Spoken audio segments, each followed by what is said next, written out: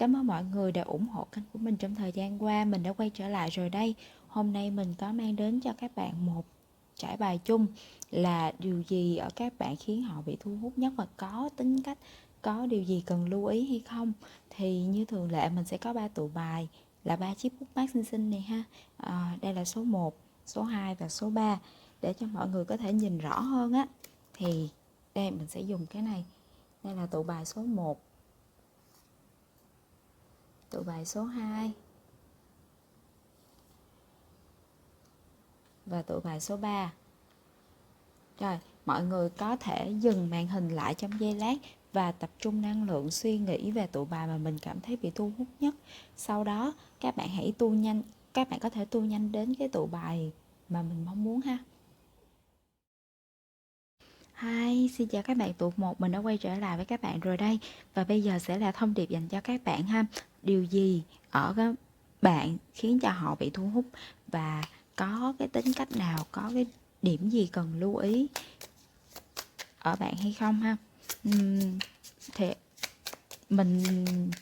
mình sẽ cố gắng đọc và mình chọn lọc ra những cái thông tin nào mà mình cảm thấy là phù hợp nhất để có thể giúp các bạn. Nếu như mà có những cái tính xấu gì đó cần phải lưu ý thì có thể mình cải thiện được cái tính cách đó. Một phần là để giúp cho cái mối quan hệ của mình nó bền vững hơn. Phần thứ hai là có thể phần nào đó đưa ra cho các bạn một cái cách nhìn mới về cái tính cách và về cái bản thân của mình ha. Thì bây giờ sẽ là câu hỏi của các bạn. Trong mắt của họ, bạn là người như thế nào?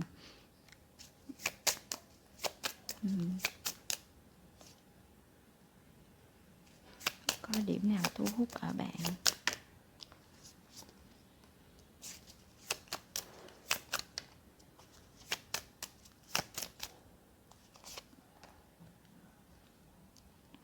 Trong mắt của người này á, cái tính cách của bạn là một người rõ ràng và không bị ràng buộc bởi những cái tiêu chuẩn, những cái định kiến thông thường của xã hội. Các bạn là người rất là độc lập và các bạn cực kỳ có óc phán đoán cũng như là không cần sự giúp đỡ của người khác ha. Các bạn rất là độc lập. Và thỉnh thoảng á, các bạn bị rơi vào cái tình huống là tiến thoái lưỡng nan. Tuy nhiên, các bạn không cần người khác giúp đỡ hay là đưa ra ý kiến. Ít khi nào bạn hỏi ý kiến của người khác lắm. Bởi vì bạn thường có cái tư duy độc lập ở đây. Bạn tự lựa chọn con đường nhìn cho chính mình. Và do đó bạn không tạo cho người khác cái cảm giác là người ta phải chịu trách nhiệm về bạn. Tuy nhiên, cái tính cách của các bạn á, thì những người mà có mang cái tính cách dạng giống như vậy thường là con người bị khô khan về cảm xúc. Và cái đối phương này của bạn, nếu như họ đã từng tỏ tình với bạn á, thì cái câu trả lời của bạn không làm cho họ hài lòng. Và nếu như bạn đồng ý với họ, bạn bước vào một mối quan hệ của hai người, nhưng mà cái thái độ của bạn thực sự không thay đổi, tức là bạn vẫn rất là lạnh lùng, bạn không cần họ, bạn mặc kệ họ, như hai người vẫn chưa hề có một cái sự thay đổi gì trong mối quan hệ hết. Mình vẫn là bạn hoặc vẫn là người quen thôi chứ chưa phải là người yêu. Cảm giác của bạn mang đến cho họ là như vậy bởi vì bạn quá độc lập và bạn không cần họ.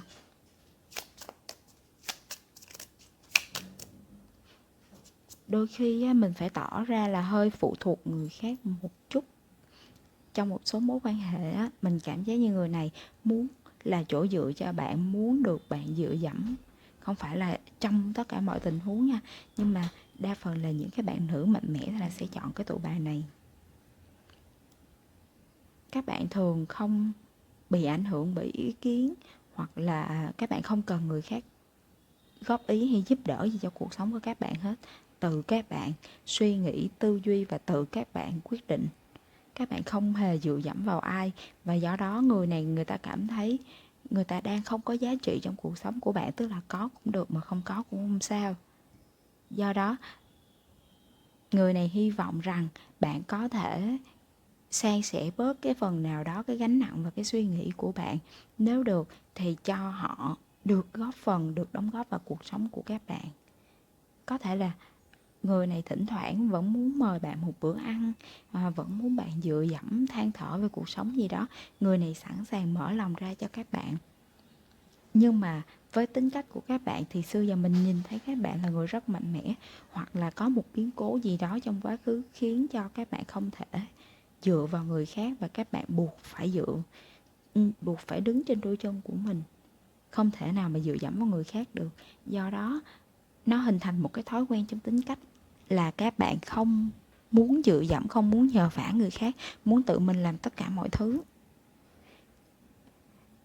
Thì người này hiện tại, ở thời điểm hiện tại, khi các bạn đang xem cái trải bài này của mình ha, thì người này đang rất mong muốn là nhận được cái sự chia sẻ của bạn về cuộc sống, là bạn có cái vấn đề gì đó bạn lo lắng, hoặc là chỉ đơn giản như khi bạn buồn hoặc bạn mệt mỏi, bạn có thể là nhắn tin hoặc là gọi điện cho người này, nói rằng hiện giờ anh đang rất là mệt, em đang rất là mệt, như vậy thôi. Thì người kia họ sẽ biết phải làm gì, bởi vì họ đã trông đợi cái điều này từ lâu lắm rồi. Họ muốn được góp phần vào cuộc sống của bạn, họ muốn được có mặt vào những cái hành trình của bạn. Và thậm chí khi mà hai người đã bắt đầu một mối quan hệ rồi thì bạn vẫn không cho họ cái cơ hội được chăm sóc cho bạn giống như vậy. Người này không phải là người có bản tính gà mẹ nha, nhưng mà họ muốn được tham gia vào cuộc sống của bạn, họ muốn có một cái sự khác biệt gì đó. Đối với những người khác thì bạn không quan tâm, bạn không muốn họ biết quá nhiều về cuộc sống của bạn, không muốn họ can thiệp quá nhiều. Nhưng riêng đối với người này muốn tất cả mọi người xung quanh nhìn thấy được cái sự đối đãi khác biệt của bạn dành cho họ so với những người khác. Họ muốn được trở nên đặc biệt, và cái cách mà để họ được đặc biệt như vậy là bạn chia sẻ những cái mối bận tâm trong cuộc sống cho họ. Họ muốn được quan tâm bạn theo cái cách như vậy, từ những điều nhỏ nhặt nhất, muốn chăm sóc, muốn quan tâm bạn từ những điều nhỏ nhặt nhất. Người này sẽ không cố gắng tạo những cái tình huống bất ngờ hoặc là dồn ép bạn để bạn phải chia sẻ về bản thân. Họ chỉ âm thầm chờ đợi thôi. Và bởi vì họ âm thầm chờ đợi giống như vậy nên bạn cũng không biết được là cái sự chờ đợi của họ từ bên trong, sâu thẳm ở bên trong, họ đang chờ đợi và mong đợi gì ở mối quan hệ này. Người này cũng không nói ra, và bạn cũng không đủ tinh ý để bạn đoán biết được cái điều này. Do đó có thể nói là cái mối quan hệ của các bạn dần dần nó bị nhạt nhòa bớt đi, nó không còn cái điểm nhấn. Mặc dù đã là người yêu thì cũng không phải là người yêu, kiểu như vậy á. Họ muốn được đưa đôi tay ra với bạn, họ muốn bạn nắm lấy đôi bàn tay của họ, cho họ dìu dắt bạn qua những cái vấn đề khó khăn trong cuộc sống. Nếu như bạn có té ngã thì họ sẽ là người nâng bạn đứng lên, chứ không phải là bạn phải tự mình cố gắng đứng lên trong sự chứng kiến của họ như vậy. Trước đây là có thể bạn hoàn toàn có khả năng tự đứng lên một mình, nhưng bây giờ khi đã có họ muốn bạn dựa dẫm vào họ một chút.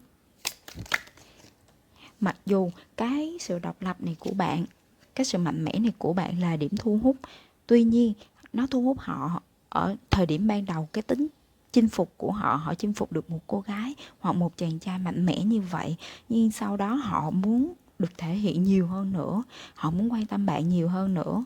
Một phần như muốn thể hiện với cả thế giới rằng bạn là người khác biệt, bởi vì cô ấy hoặc là anh ấy phải dựa vào tôi.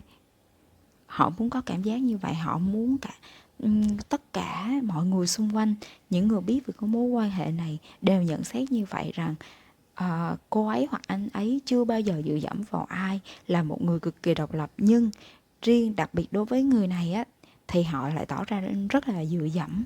Như vậy cái điều đó khiến cho cái người kia, khiến cho đối phương của bạn trở nên đặc biệt. Đây là cái điều mà họ mong muốn. Điểm thu hút trong cái tính cách của bạn đó là bạn quá độc lập, và bạn suy nghĩ mọi thứ một cách logic, và bạn hành động trực giác của bạn rất mạnh. Một số bạn chọn tụ một á, có thể là có những năng lực ví dụ như là healer hoặc là tarot reader. Mình nghĩ là như vậy ha. Mình có cảm giác rằng cái năng lượng trực giác của các bạn rất mạnh, và do đó các bạn gần như là không cần bất kỳ một ai hỗ trợ trong cái cuộc sống này hết. Điều đó nó cực kỳ thu hút người đối phương của bạn. Họ là người sợ dựa dẫm, nhưng riêng đối với bạn, họ muốn bạn dựa dẫm vào họ. Cũng giống như bạn là người độc lập như vậy, nhưng mà sau khi họ bị bạn thu hút bởi sự độc lập, họ muốn bạn cho họ một cơ hội để họ chứng tỏ rằng họ cũng xứng đáng với bạn, xứng đáng với cái mối quan hệ này, rằng họ có thể giúp đỡ bạn. Và bạn sẽ không cần phải gồng gánh bất kỳ một thứ gì đó trong mối quan hệ này hết. Bởi vì họ ở đây, họ sẽ dành mọi thứ tốt đẹp nhất dành cho bạn. Họ chờ một cơ hội giống như vậy. Thì mình cảm thấy á, mạnh mẽ và độc lập là một cái tính cách rất là tốt. Tuy nhiên cái mối quan hệ này, thỉnh thoảng bạn cũng nên cho họ một cái cơ hội để thể hiện bản thân thôi. Ví dụ như một việc gì đó, ví dụ như bạn đang xem là một bạn nữ đi ha, thì bình thường bạn có thể nâng những cái vật nặng, đúng không? Bạn có thể tự khiêng lên, hay là bạn tự dọn dẹp, bạn không cần một bạn nam nào giúp đỡ hết. Nhưng mà trong mối quan hệ với người này thì hãy cho họ một cơ hội để làm một cái việc gì đó dành cho bạn, để cho họ cảm thấy mình có giá trị. Thỉnh thoảng có thể nhờ họ mang vác giúp bạn một thứ này thứ nọ vậy đó, thì họ sẽ cảm giác được rằng bản thân họ trong mối quan hệ này cũng sẽ ngang bằng với bạn, họ không bị chướng cơ.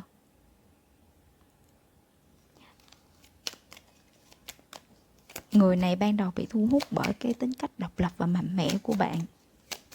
Cho dù bạn là nam hay nữ đi chăng nữa, thì họ cảm giác như là bạn là một người cực kỳ độc lập và bạn không cần bất kỳ một ai hết trong cuộc sống này. Điều đó lại càng thu hút họ, cái tính chinh phục của họ, và họ cũng tò mò nữa.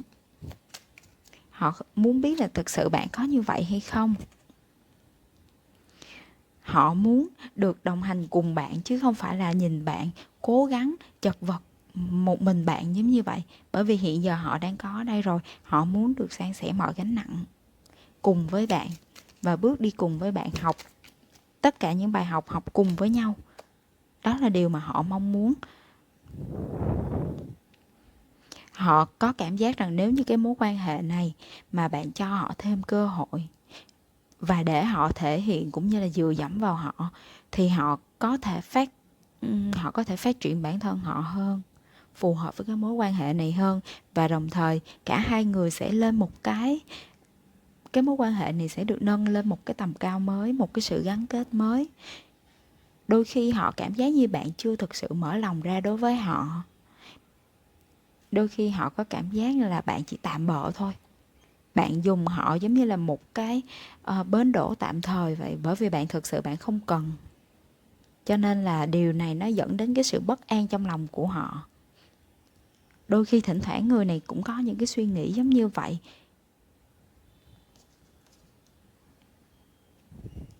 Họ muốn được giúp đỡ bạn. Họ thậm chí đôi khi còn muốn được làm mọi thứ thay cho bạn, muốn được gánh vác cuộc sống này cho bạn.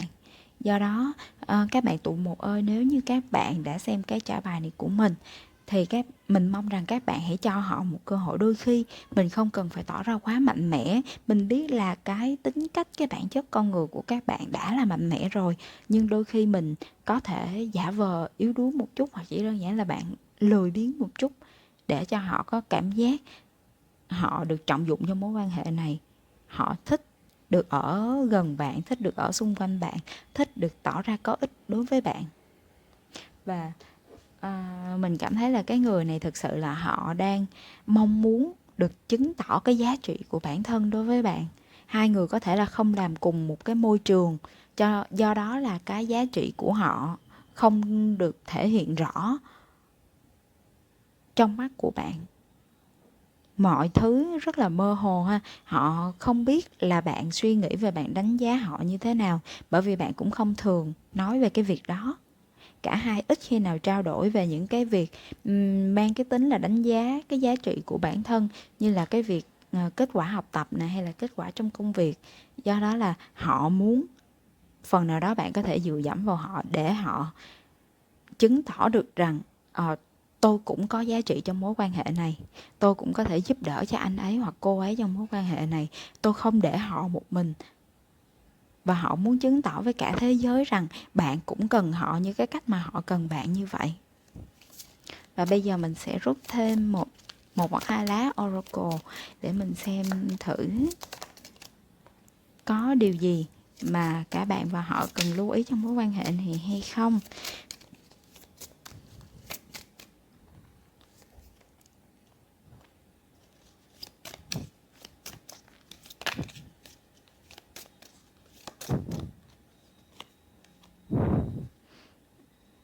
Ở đây đúng là họ đang cần bạn cho họ một cơ hội.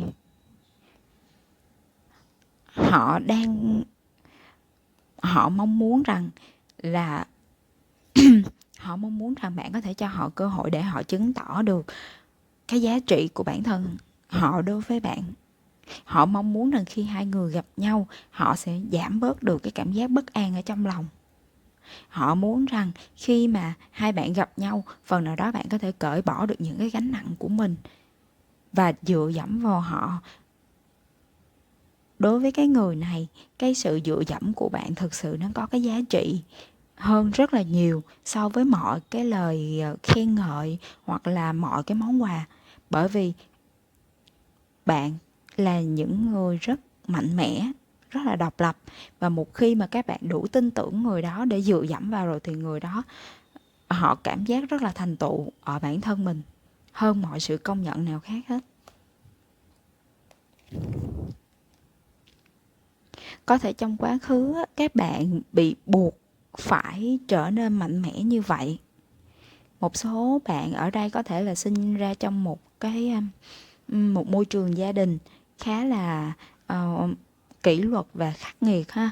Một số bạn thì là do những trải nghiệm trong quá khứ của các bạn không có được tốt đẹp, và ai đó đã nói rằng là các bạn quá dựa dẫm, các bạn không đủ độc lập, các bạn không đủ chín chắn. Do đó các bạn đang tự ép buộc mình một cách gọi là các bạn đang ép bản thân mình phải trở nên cứng rắn, phải trở nên mạnh mẽ một cách quá mức. Người này nhìn thấy được điều đó, và bây giờ khi mà cái sự cưỡng ép đó nó đã trở thành cái bản tính của các bạn, nó trở thành bản chất con người rồi, thì họ mong muốn rằng có thể cởi bỏ được cái nút thắt này trong lòng của bạn. Họ muốn rằng bạn có thể thoải mái, có thể relax ở bên họ. Và họ khi thường á, họ sẽ hỏi ha là bạn có đang lo lắng, có đang sợ gì hay không, hay là ổn không, công việc có gì lo lắng hay không, anh có thể, hoặc là em có thể giúp đỡ gì được hay không. Thì các bạn thường nói là không, mình ổn, không có vấn đề gì hết. Câu trả lời mà các bạn nên nói với họ là các bạn nên nhìn nhận thực tế về cái vấn đề của mình. Nhưng các bạn đang lo lắng, những cái nỗi sợ của các bạn, hãy bộc lộ và hãy thể hiện với họ. Hãy để cho họ có cơ hội được chia sẻ những cái mối lo trong cuộc sống của các bạn. Phần nào đó, cái hành động này sẽ là cái nút gỡ cho cái mối quan hệ, giúp bạn có thể sống một cách thoải mái và nhẹ nhàng hơn, đồng thời cho họ cái cơ hội để nhìn nhận bạn và cuộc sống của bạn một cách rõ ràng, để khi hai bạn có thể đến bước cuối cùng với nhau á, có thể về chung một nhà, thì họ cũng không quá bỡ ngỡ đến những cái khó khăn, những cái gánh nặng của bạn. Hoặc là trước khi mà các bạn đến với nhau, các bạn về cùng một nhà với nhau, thì họ đã giúp bạn giải quyết hết những vấn đề đó rồi. Các bạn nên đặt lòng tin ở họ, nên cho họ cơ hội thể hiện cái sự hữu dụng của họ trong mối quan hệ này. Và đến đây là hết thông điệp của mình dành cho các bạn tụ 1. Cảm ơn các bạn thời gian qua đã ủng hộ channel của mình. Và nếu như các bạn cảm thấy thích thông điệp này của mình thì có thể like, share và comment cho mình biết cái ý kiến của các bạn nha. Bye bye. Hello, xin chào các bạn tụ 2. Mình đã quay trở lại với các bạn và đây là thông điệp dành cho các bạn ha. Điều gì ở các bạn khiến họ cảm giác như bị thu hút? Tính cách nào của bạn là điểm thu hút đặc biệt đối với họ? Và có điều gì cần lưu ý hay không? Có điều gì trong tính cách của các bạn cần lưu ý hay không?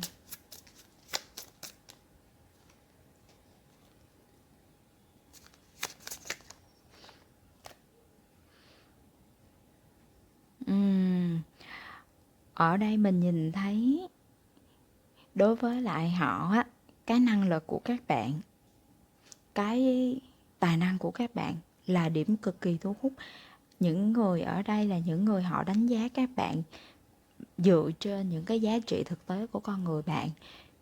Không phải bởi vì ngoại hình hay là tiền bạc hoặc là những cái điều kiện của các bạn, nhưng mà là họ đánh giá con người của các bạn dựa trên những cái tính cách thực tế và những cái ví dụ như là tài năng, là họ công nhận cái tài năng của các bạn.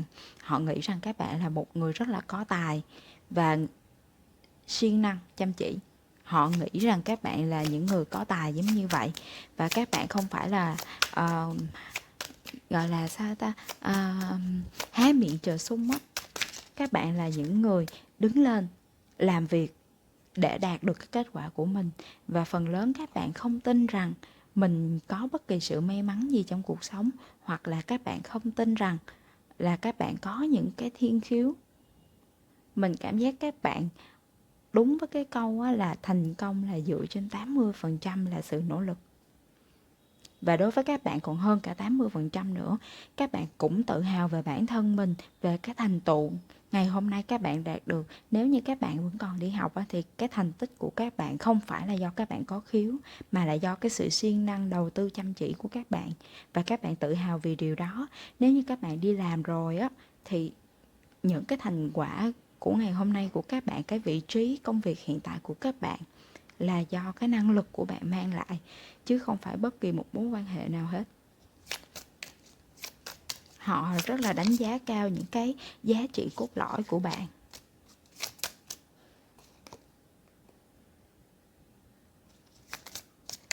Và bạn là người rất là kiên nhẫn. Bạn là một người rất kiên nhẫn, làm việc với bản thân mình rất là kiên nhẫn. Các bạn cho họ thấy được, gọi là toàn bộ cái quá trình mà các bạn phát triển bản thân mình như thế nào. Mình cảm giác được họ là một người cực kỳ tự hào về các bạn. Cũng giống như bạn tự hào về bản thân mình, thì họ cũng tự hào về các bạn y hệt như vậy.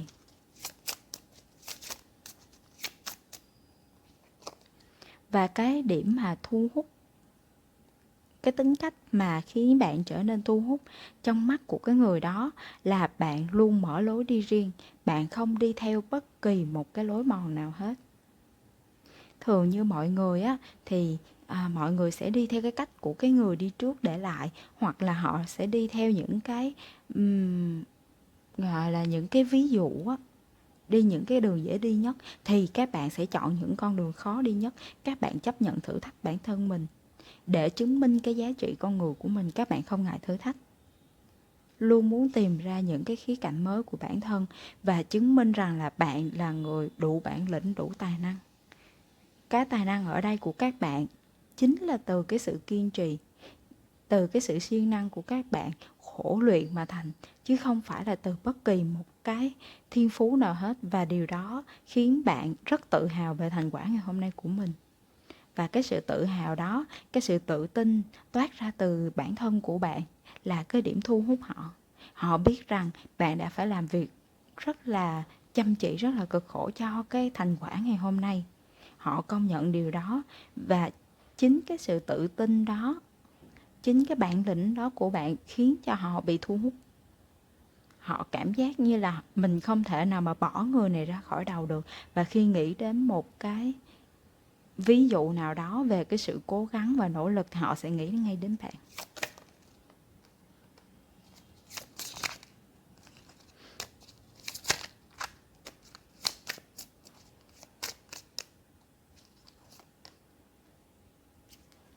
Đối với người này á, thì bạn đang ép bản thân mình một cách quá đáng. Bạn thậm chí không cho bản thân mình được nghỉ ngơi nữa.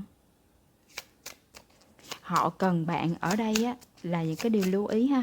Họ cần bạn được nghỉ ngơi. Họ cần bạn bỏ bớt những cái gánh nặng này ra.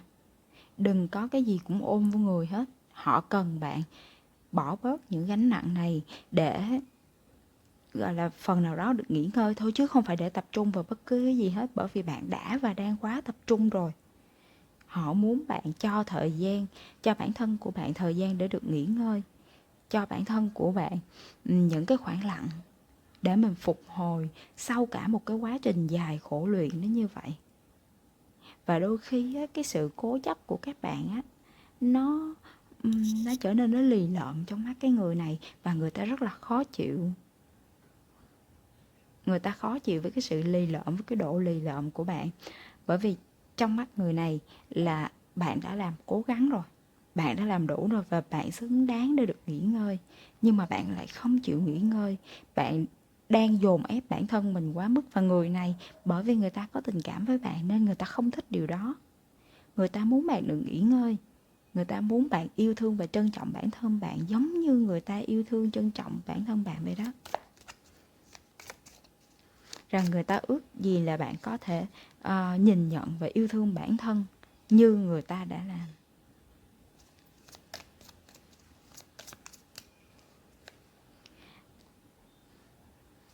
Hai người giống như là bức gương phản chiếu của nhau vậy đó. Bạn nhìn thấy họ là một người cực kỳ nổi bật, họ tạo cho bạn động lực để bạn cố gắng, bạn tiến lên trong cuộc sống, thì người kia cũng như vậy. Tuy nhiên cái cách của hai người rất là khác nhau. Bạn mặc dù ở bên ngoài thể hiện là cái sự tự tin, bạn cực kỳ tự tin và tự hào ở bản thân, tuy nhiên bên trong á, sâu thẳm bên trong của bạn vẫn có một cái sự tự ti nhỏ nhỏ. Các bạn luôn lo sợ rằng là mình làm không đủ tốt, rằng một ngày nào đó mình sẽ bị người khác thay thế. Mình cảm giác được cái năng lượng của các bạn rất là tiêu cực ở đây. Các bạn sợ bị người khác thay thế, hoặc là các bạn sợ một người nào đó giỏi hơn các bạn xuất hiện, và khi đó cái vị trí của các bạn không còn nữa.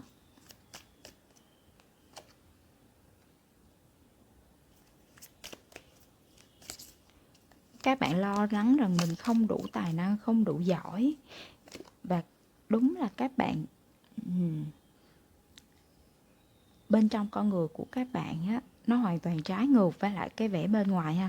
Bên ngoài bạn càng điềm tĩnh bao nhiêu, càng tự tin, càng vui vẻ bao nhiêu, thì bên trong con người của bạn lại càng mệt mỏi, càng lo sợ, và bạn càng tự ti bấy nhiêu. Người này không muốn như vậy.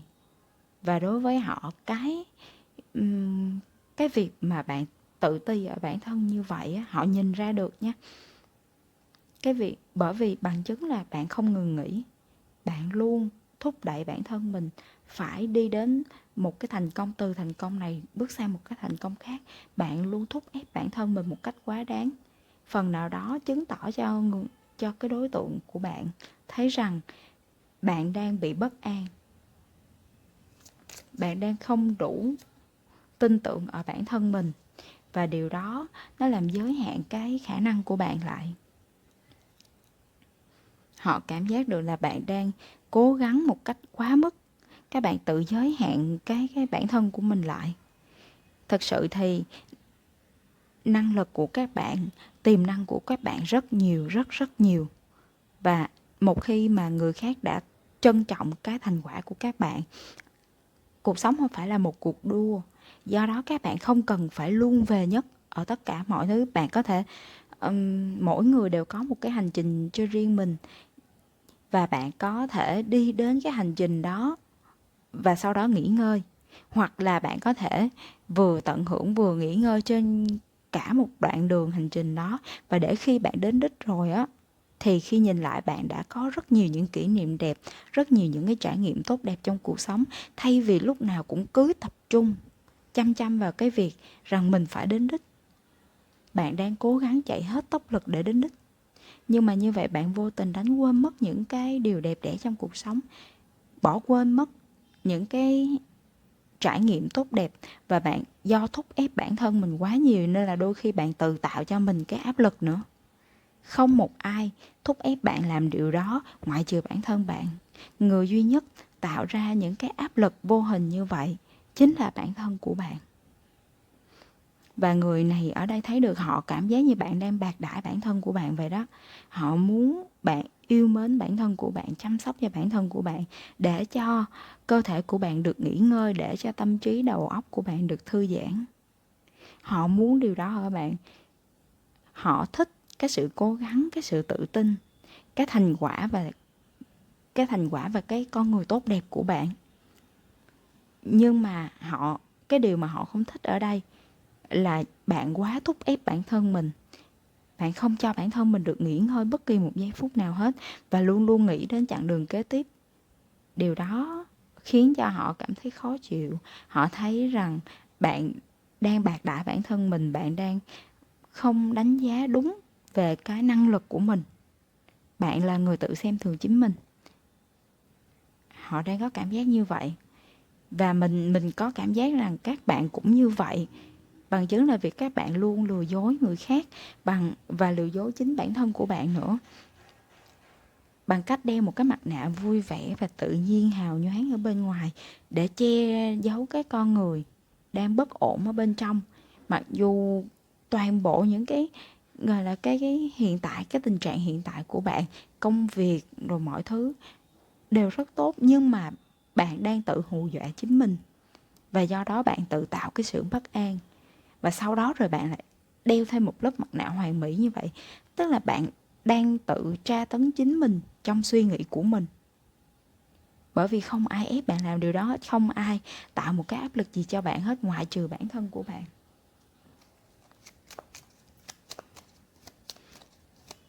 Mình cảm thấy là cái tính cách của các bạn khá là tiêu cực, mặc dù các bạn luôn muốn trở thành cái phiên bản tốt nhất của bản thân mình, đúng không? Các bạn luôn muốn trở thành phiên bản tốt nhất để các bạn xứng đáng với mọi đối tượng, và để khi cái đối tượng mà bạn yêu thương họ xuất hiện thì bạn không còn lo lắng về cái việc là bạn không đủ giỏi, bạn không đủ giàu. Nhưng mà bạn quên mất rằng bản thân của bạn cũng là một kho báu. Và thông điệp ở đây là các bạn cần tự yêu bản thân của mình trước, để người khác có thể nhìn thấy và công nhận được cái sự tốt đẹp ở bản thân của mình. Thì mình phải tự yêu mến bản thân của mình trước. Mình phải tự công nhận bản thân của mình rằng tôi xứng đáng.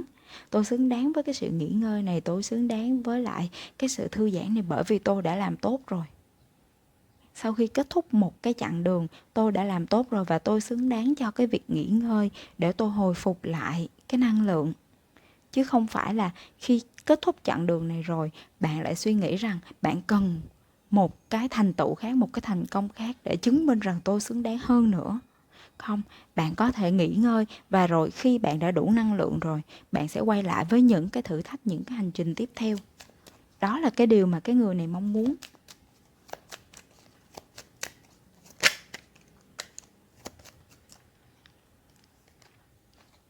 Họ muốn rằng bạn hãy relax đi, hãy chill đi, bởi vì bạn đã làm rất là tốt rồi. Tại sao bạn cứ tự mình hù dọa chính mình như vậy? Các bạn xứng đáng với những điều tốt đẹp nhất mà. Cái sự bất an của các bạn á cũng dễ hiểu thôi, bởi vì với cái suy nghĩ của các bạn như vậy, tức là các bạn xuất phát từ con số 0. Các bạn không hề có một cái sự hậu thuẫn gì hết. Do đó là cái thành tựu ngày hôm nay đối với các bạn là nó quá quý giá. Các bạn mong muốn rằng mình giữ được cái thành tựu này và phát triển hơn nữa. Các bạn lo sợ mình bị mất đi cái vị thế và cái chỗ đứng ngày hôm nay. Tuy nhiên việc đó sẽ không xảy ra nếu như bạn đủ yêu quý bản thân mình. Và khi đó vũ trụ sẽ lắng nghe bạn. Vũ trụ sẽ cho các bạn những cái dấu hiệu rằng bạn xứng đáng. Nếu như các bạn chịu lắng nghe và chịu để ý đến những dấu hiệu xung quanh mình, thì các bạn sẽ nhận thấy rằng vũ trụ cũng đang muốn khen thưởng cho các bạn.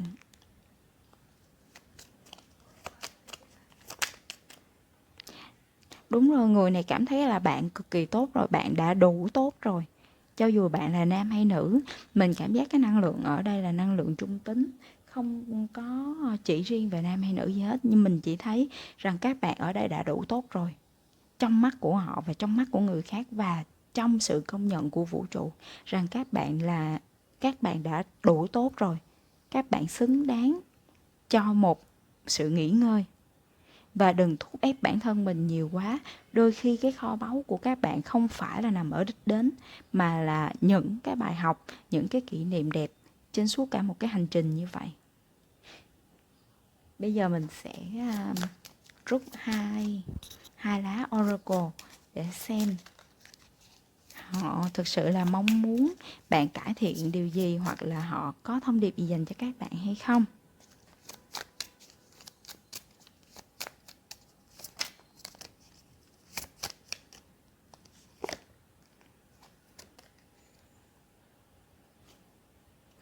Họ mong muốn rằng bạn nhìn thấy những cái điều tốt đẹp giống như họ nhìn thấy vậy đó.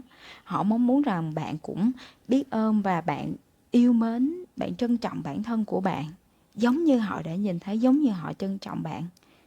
Người này họ rất tôn trọng và họ cực kỳ là ghi nhận cái sự trưởng thành, cái thành tựu của bạn. nhưng mà họ không nhìn thấy được bạn cũng trân trọng bản thân mình như vậy. Đây là cái điều mà họ mong muốn. Họ muốn rằng bạn hãy trân trọng bản thân mình, xem bản thân mình là kho báu tốt đẹp nhất, là tài sản quý giá nhất, và rồi trân trọng bản thân mình đủ để bạn có thể cảm thấy mình xứng đáng với tất cả mọi cái điều tốt đẹp xảy ra. Không phải là do bạn may mắn, không phải là người này người kia đối tốt với bạn là bởi vì họ thương hại hoặc là gì hết, bởi vì bạn xứng đáng. Và mình hy vọng rằng sau khi mà các bạn nhận được cái thông điệp lần này của mình á, thì các bạn có thể yêu mến bản thân mình nhiều hơn. Hãy cho bản thân mình được những cái điều mà bạn xứng đáng, những cái cơ hội nghỉ ngơi, những cái kỷ niệm đẹp. Và trong thâm tâm của các bạn, mình mong là các bạn hãy tự trân trọng bản thân mình. Bye bye. Xin chào các bạn tụi ba. Mình đã quay trở lại với thông điệp dành cho các bạn. Điều gì ở các bạn khiến cho cái đối tượng của các bạn mà bạn đang nghĩ tới bị thu hút? Có đặc điểm gì ở tính cách của các bạn khiến cho họ bị hấp dẫn ha?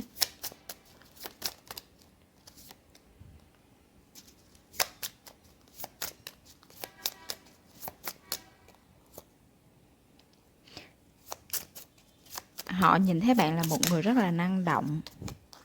Họ nhìn thấy bạn là một người không ngại khó khăn.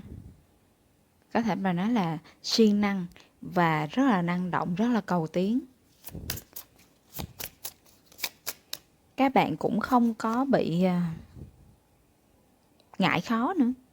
Các bạn là người không ngại khó khăn, siêng năng và cầu tiến. Điều này cho họ một cái sự gọi là thôi thúc muốn làm quen với các bạn, hoặc là một cái sự muốn hợp tác với các bạn. Họ cảm thấy bạn là những đối tác tiềm năng, và việc gì mà họ muốn làm với các bạn cũng sẽ đều mang lại kết quả tốt, bởi vì các bạn là những người dám nghĩ, dám làm, những người rất là siêng năng. Và không chỉ là siêng năng đâu nha, họ cảm giác như các bạn rất là có tầm nhìn và suy nghĩ rất là có logic. Phần nào đó họ đánh giá cao cái sự trưởng thành ở bạn. Bạn không còn là những thiếu nữ hoặc là những chàng trai mơ mộng nữa. Ở các bạn có một cái gì đó rất ổn định, và các bạn mong muốn một cái sự phát triển, một cái sự trưởng thành. Các bạn có những cái kế hoạch cho cuộc sống của mình. Thỉnh thoảng nếu như mà bạn có chia sẻ những cái kế hoạch của bạn đối với người này á, thì bạn sẽ nhận ra được rằng cả hai có những cái kế hoạch và những cái suy nghĩ về cuộc sống giống như nhau. Phần lớn những bạn mà chọn tụ bài này á sẽ có xu hướng làm những cái công việc liên quan tới di chuyển nhiều. Các bạn có thể là đi công tác nhiều, các bạn có thể là phải đi thực hành hoặc là đi thực tập nhiều. Và cái công việc của các bạn có thể nó thiên về di chuyển nhiều hơn. Như nãy mình mới nói thì các bạn là những đối tác tiềm năng. Do đó cái điểm mà thu hút ở các bạn là cái sự trưởng thành. Các bạn có cái tầm nhìn, có cái tính logic, suy nghĩ có chiến lược, và các bạn dám nghĩ, dám làm, không ngại khó khăn. Cái điểm này là cái điểm mạnh của các bạn. Họ cảm giác như là bạn tỏa sáng vậy đó. Tức là bạn luôn trong cái trạng thái là vào guồng, luôn luôn có đầy đủ năng lượng và sẵn sàng thực hiện bất kỳ một cái kế hoạch gì đó, miễn là nó thỏa được cái điều kiện của các bạn, nó mang lại được cho các bạn một số cái lợi ích mà bạn mong muốn, và các bạn sẽ không sẵn sàng đánh đổi hoặc là làm một cái việc gì đó, hy sinh bản thân mình cho những cái việc gì đó mà nó mờ ám hoặc là nó mang cái sự toan tính ở đây. Các bạn là những người chính trực, và họ bị cái tính cách này của các bạn thu hút. Không phải là mình thấy những bạn chọn tụ này cũng là trai xinh gái đẹp ha, nhưng mà các bạn thu hút họ bằng cái tính cách này nhiều hơn là bởi vì cái ngoại hình. Họ cảm thấy cái ngoại hình á, nó không phải là điểm mạnh, là cái điểm sáng của các bạn. Mặc dù nó là điểm sáng nhưng mà nó không đủ sáng so với lại cái tính cách và cái năng lực của các bạn. thì ngoại hình của các bạn thực sự mà nói là nó không đủ nổi bật. Cái tính cách này của các bạn nó quá nổi bật đi. Và nếu như trong một đám đông á, khi mà các bạn phải tham gia những cái môi trường mà có đông người, hội nghị chẳng hạn, thì cái sự nhận diện, cái độ nhận diện của các bạn rất là cao, bởi vì họ bị thu hút bởi cái năng lượng nhiệt huyết, nhiệt tình của các bạn. Các bạn đúng là dám nghĩ, dám làm luôn á.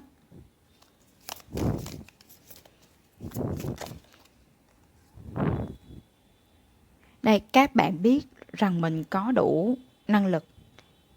Các bạn sẵn sàng làm những cái việc gì mà mình cảm thấy là mình đủ khả năng. Và cái việc đó thỏa mãn và đáp ứng được cái điều kiện của các bạn. Và các bạn cũng biết được là cái tiềm năng của bản thân mình là vô hạn. Các bạn sẵn sàng học hỏi, các bạn sẵn sàng thử thách bản thân. Bởi vì các bạn biết rằng bạn sẽ làm được. Một cách nào đó bạn sẽ làm được. Bạn là một người tự tin ở bản thân mình, mặc dù bạn không cần thể hiện cái sự tự tin đó ra bên ngoài. Nhưng mà thông qua cái cách đi đứng nè, rồi cái cách bạn nói và cái cách giao tiếp, cũng như là cái cách mà bạn phân tích vấn đề, người khác nhìn nhận ra được rằng bản thân của bạn đang tỏa sáng với cái sự tự tin đó. Họ cảm thấy rằng bạn là một người, so với cái ngoại hình của các bạn ha, thì có thể là nếu như mà chỉ xét về ngoại hình không á, thì cũng bình thường thôi, mặc dù cũng xinh, nhưng mà không phải là nó quá nổi bật. Tuy nhiên, các bạn nổi bật hơn hết là ở cái khí chất. Bên trong con người của các bạn tỏa ra một cái khí chất của cái sự tự tin và bản lĩnh. Điều này làm cho người đó cực kỳ bị thu hút. Bởi vì người đó họ cảm thấy rằng, gọi là, mình phải nói như thế nào ta? Họ cảm thấy rằng thật sự bạn là không những là một đối tác, mà sẽ là một người bạn đời tiềm năng.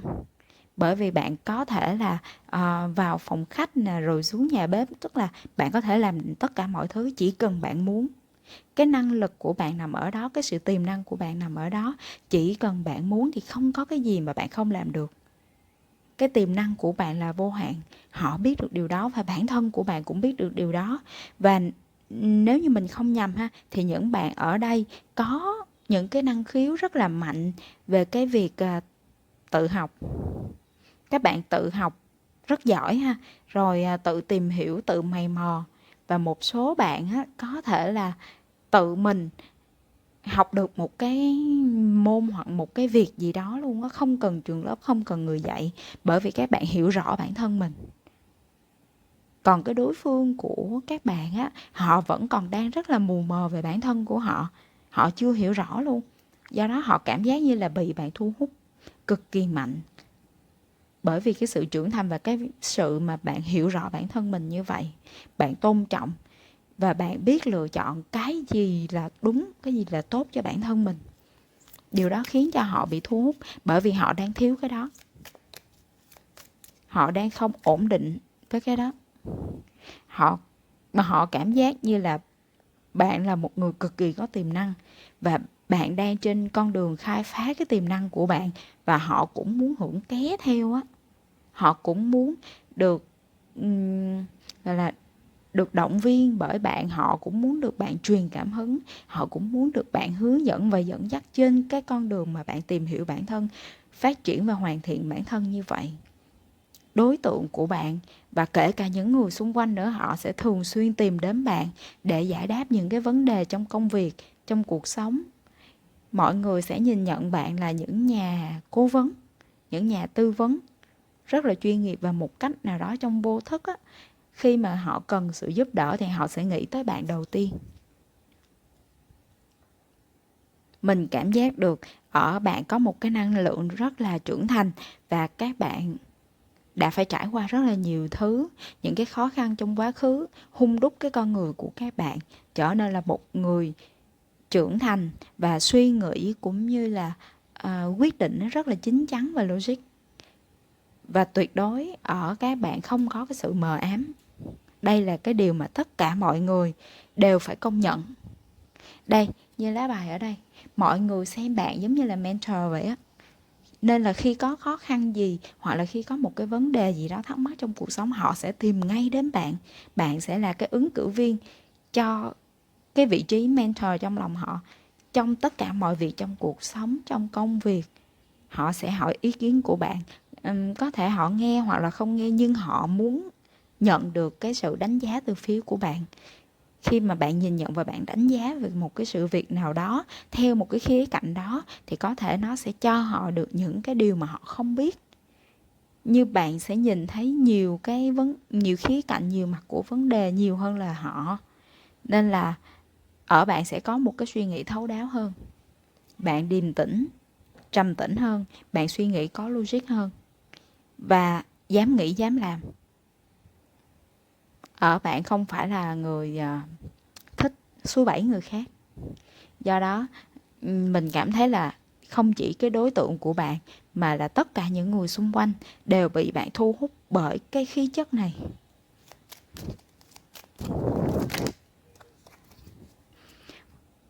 Mình sẽ nhắc lại ha, là ngoại hình của các bạn ở đây á cũng rất là sáng nha.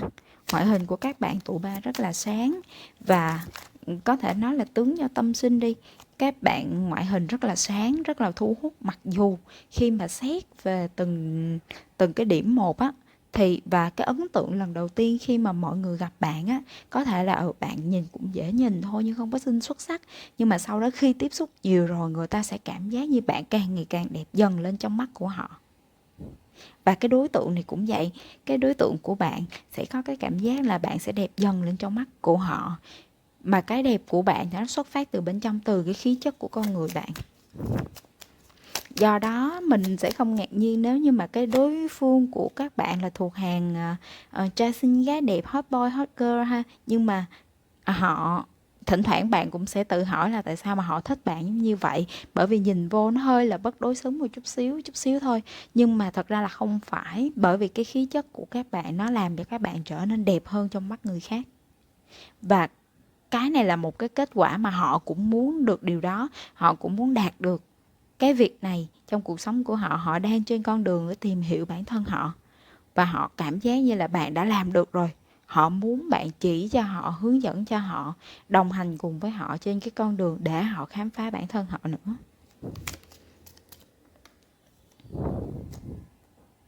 Và người này, họ cảm giác là bạn rất là chill ha, bạn rất là thoải mái, không hề có bất kỳ một khó khăn gì hết. Chưa kể bạn đúng là cái gọi là một cái điểm dừng á, bạn là một cái bến đỗ lý tưởng của họ.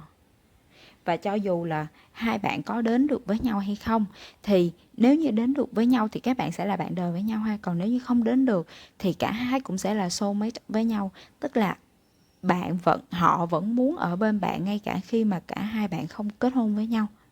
Họ vẫn muốn được làm bạn với bạn, bởi vì họ cảm giác như là hứng thú, và họ cực kỳ trân trọng và đánh giá cao cái sự hiểu biết của các bạn, cái khí chất của các bạn. Điều đó nếu như không có đến được với nhau thì thật sự là đáng tiếc. Do đó họ cũng không muốn bỏ bạn nha. Cho dù là không đến được với nhau đi chăng nữa, thì cái đối tượng mà bạn đang nghĩ tới ở đây, họ cũng không hề muốn bỏ bạn. Bởi vì họ cảm giác như là nếu như xui mà không đến được với nhau á, thì mình cũng làm bạn được, không có sao. Nhưng mà là mục đích của họ là họ muốn nhắm đến bạn theo một cái khía cạnh khác, chứ không phải chỉ làm bạn bè. Nhưng mà nếu xui không đến được với nhau thì thôi, vẫn mong muốn được làm bạn với bạn. Bây giờ mình sẽ xem thêm 2 lá Oracle, xem là có điều gì về cái tính cách của các bạn, hoặc là tính cách của họ mà cả hai bạn còn lưu ý không ha.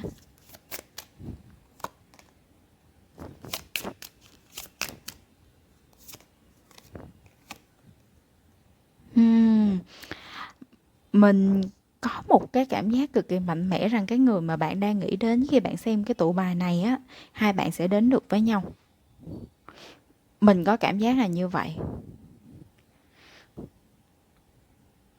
Mình thực sự có cảm giác là như vậy, nhưng mà đây là do tụ bài chung, cho nên là sẽ có năng lượng của nhiều người á. Thì các bạn có thể chọn lọc cái thông điệp dành cho mình ha. Và như mình nói, nếu như mà không đến được với nhau đi chăng nữa, thì các bạn cũng sẽ là những người bạn đồng hành với nhau trong cuộc sống sau này. Rằng các bạn sẽ những người bạn đồng hành tốt nha mọi người, chứ không có phải là theo cái nghĩa nào khác đâu nha. Bởi vì ở bạn không có sự mờ ám, họ đánh giá cao cái điều đó ở bạn không hề có cái sự mờ ám. Và họ mong muốn rằng họ có thể quyết đoán được như bạn. Họ mong muốn rằng trong cuộc sống này rồi sau này á, khi mà họ đã bước được thêm một cái bước nữa trên cái hành trình mà tự tìm hiểu con người họ thì họ sẽ đạt được như bạn. Bạn là cái nguồn cảm hứng của họ trên con đường họ phát triển bản thân. Họ muốn có được cái khí chất giống như bạn. Và như mình thấy ở đây là hai bạn sẽ đến được với nhau nha. Còn nếu như mà không đến được với nhau á, thì cũng sẽ là những người bạn đồng hành rất là tốt cho sự nghiệp và cho cuộc sống của cả hai người sau này. Và cảm ơn các bạn tuổi 3 là đã theo dõi và ủng hộ cái kênh của mình trong thời gian vừa qua. Nếu như các bạn cảm thấy thích tụ bài này của mình thì có thể là comment và share, cũng như là cho mình biết được những cái ý kiến, những cái phản hồi feedback của các bạn nha. Bye bye.